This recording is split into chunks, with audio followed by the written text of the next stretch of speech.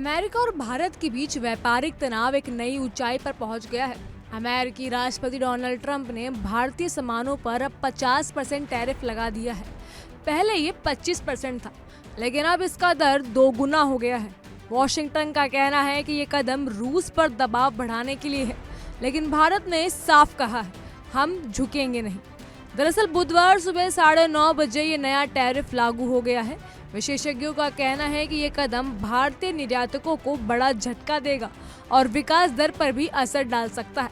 एक रिपोर्ट के अनुसार ये टैरिफ $60 अरब से ज्यादा के भारतीय निर्यात पर असर डालेगा। खासकर टेक्सटाइल, जेम्स एंड ज्वेलरी और कारपेट जैसी सेक्टर्स की शिपमेंट में 70% तक गिरावट आ सकती है। इसका सीधा असर लाखों कामगारों की रोजी रोटी पर पड़ेगा। इन नए टैरिफ्स की वजह से अब अमेरिका जाने वाले भारत के लगभग 2/3 निर्यात प्रभावित हो जाएंगे।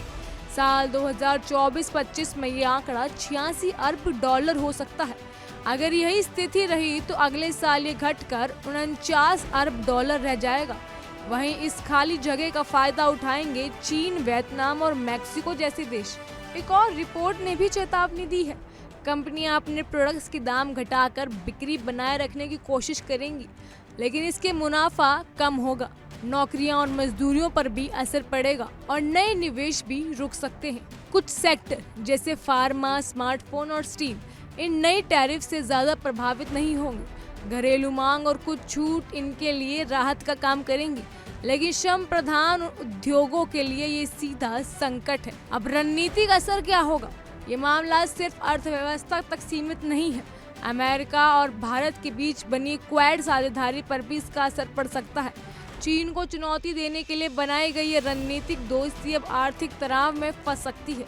भारत की प्रतिक्रिया की बात करें तो अहमदाबाद में विकास परियोजनाओं की शुरुआत करते हुए प्रधानमंत्री नरेंद्र मोदी ने कहा था, भारत कभी किसानों, छोटे उद्योगों और घरेलू उत्पादकों के हित में समझौता नहीं करेगा। हम पर दबाव जरूर बढ़ेगा, लेकिन हम सहेंगे। हमें स्वदेशी को प्राथमिकता देनी होगी। वॉशिंगटन कितना भी दबाव बनाए रखे, हम इसका रास्ता जरूर निकाल लेंगे। तो अब सबसे बड़ा सवाल यही है कि ट्रंप का ये 50% टैरिफ भारत को झुकाएगा या फिर ये टकराव वैश्विक व्यापारिक समीकरणों को ही बदल देगा। फिलहाल के लिए इतना ही। तमाम खबरों के लिए फॉलो कीजिए इंडिया डेली को।